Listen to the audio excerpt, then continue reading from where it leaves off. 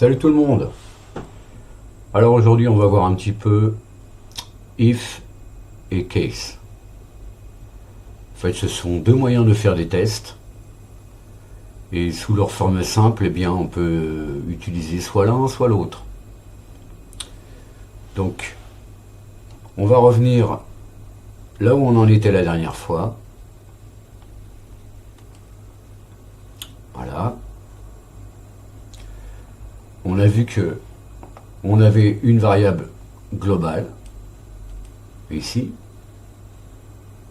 global au script, une variable d'environnement globale dans tout le système, et puis une variable locale ici, donc uniquement valable dans cette fonction, entre ces deux accolades. Et j'avais parlé un petit peu de l'héritage qu'on pouvait obtenir grâce à local. Et qu'on pouvait donc faire bénéficier de la valeur de var1 à tous les enfants qui émaneraient de cette fonction. Donc, juste pour la démo, je vais faire ça avant qu'on fasse les tests.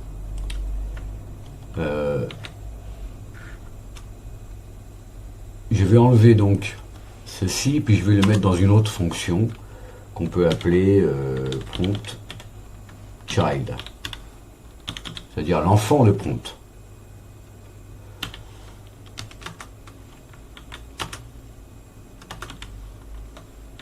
Voilà.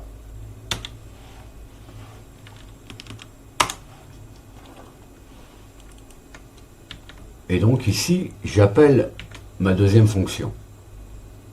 Bien sûr, elle doit être située en haut. Enfin, c'est pas toujours le cas, mais je montrerai un jour pourquoi.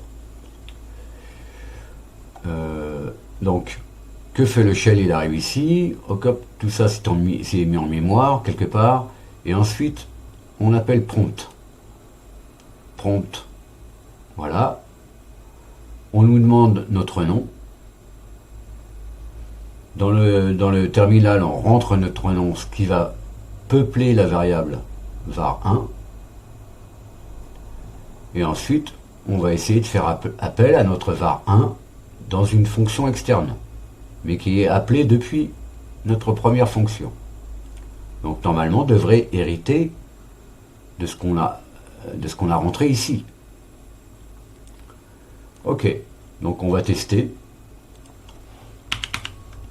MyScript.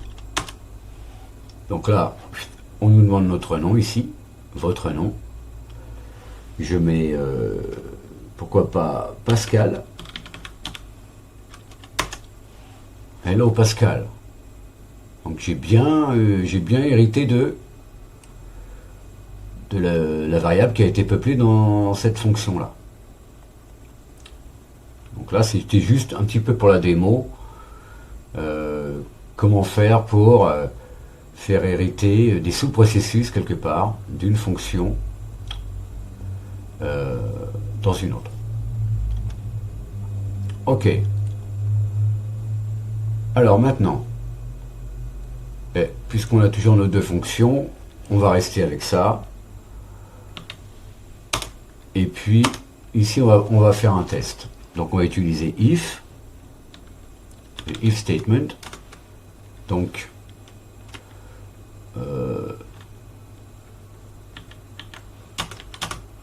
ici, voilà.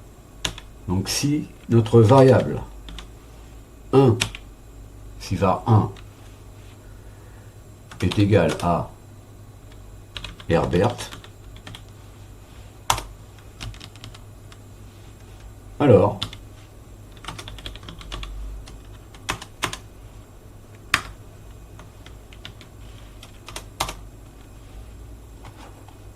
on va rappeler notre variable. Ok. Else, donc, ou bien, on peut écrire echo inconnu au bataillon. Et puis je ferme mon test ici, mon if, avec l'inverse de if, c'est-à-dire phi. Tout simplement. Là on est sous bash, donc ça s'écrit comme ça. Il y a d'autres langages, on mettra and ou and if. Ça va dépendre.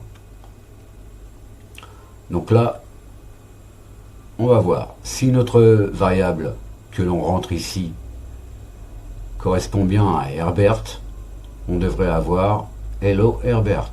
Sinon, hello inconnu au bataillon.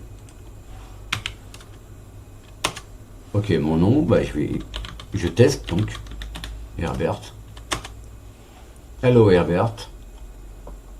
Et ensuite on a ça. Hein. Donc ça, pour bien le distinguer, par exemple, je pourrais écrire ici var2. Hein.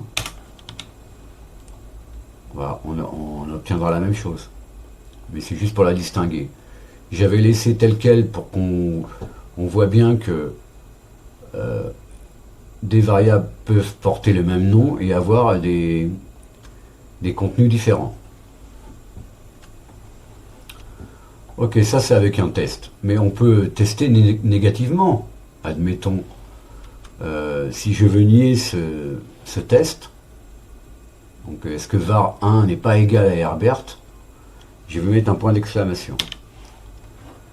Donc là, chez moi, dans mon éditeur de texte et avec cette police, ça se traduit comme ceci, puisque ça utilise les ligatures. Mais sous d'autres éditeurs, on aura bien notre point d'exclamation égal. Donc ça veut dire n'est pas égal. Hein. Donc si var1 n'est pas égal à Herbert, alors on renvoie le nom qu'on a rentré ici. Auquel cas, on peut écrire echo hello, et là on le met en toutes lettres. Ok, testons. Alors mon nom,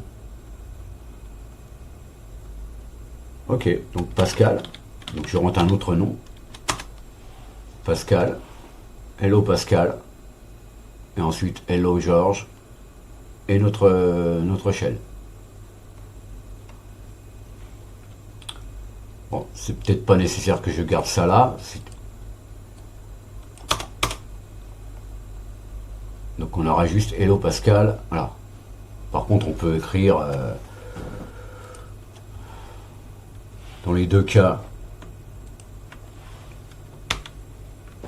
On enchaîne donc la commande echo votre shell est.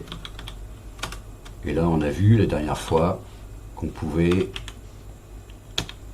mettre notre shell comme ceci. Donc là, on va cumuler nos deux commandes. Si je mémorise, mettons, comme ça, j'ai envie.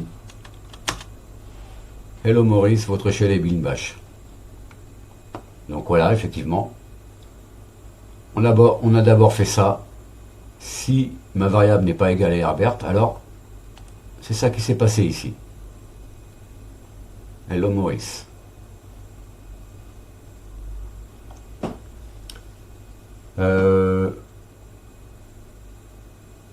Ok. Maintenant, on peut voir la même chose avec case. Hein, j'ai dit qu'ils étaient parfois similaires. Donc, case. Ici, on va voir si notre var1 se trouve être Herbert. Donc si c'est Herbert, eh bien on va faire quelque chose. Si c'est Pascal, eh bien on va faire autre chose. Et si c'est toute autre chose, donc là l'astérix.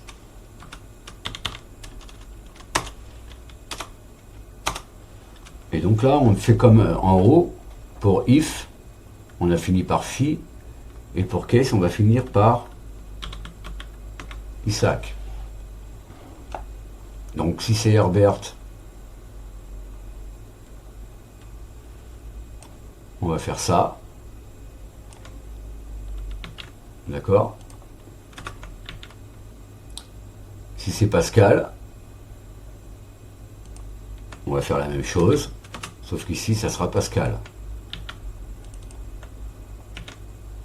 Ok?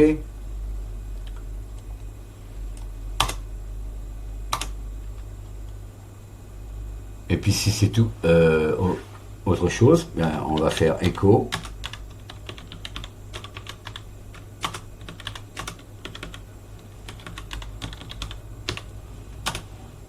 Écho inconnu au bataillon.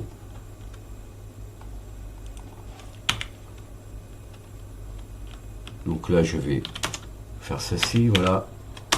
Donc là, bah, si c'est mon nom, ok, on va mettre Herbert.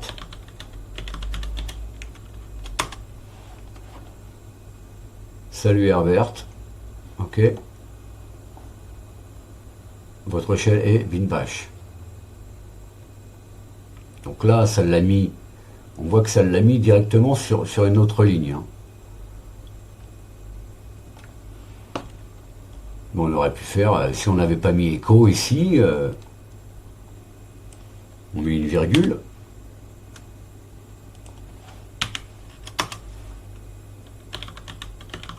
Je reprends Herbert. Voilà, j'ai tout sur la même ligne. Donc, ce qui permet aussi peut-être de distinguer de Pascal. Voilà, là c'est sur une ligne, là c'est sur deux lignes. Donc on voit ici, en fait on aurait pu faire if var1 égale Herbert, then fait ça. Elif var1 égale Pascal, then fait ceci. Else, autrement, fait cela.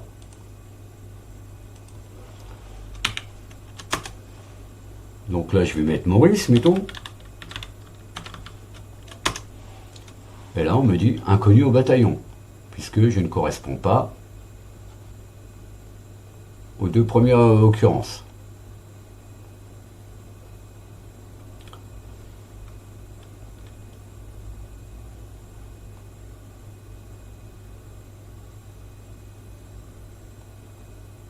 Bon, j'espère que c'est quand même...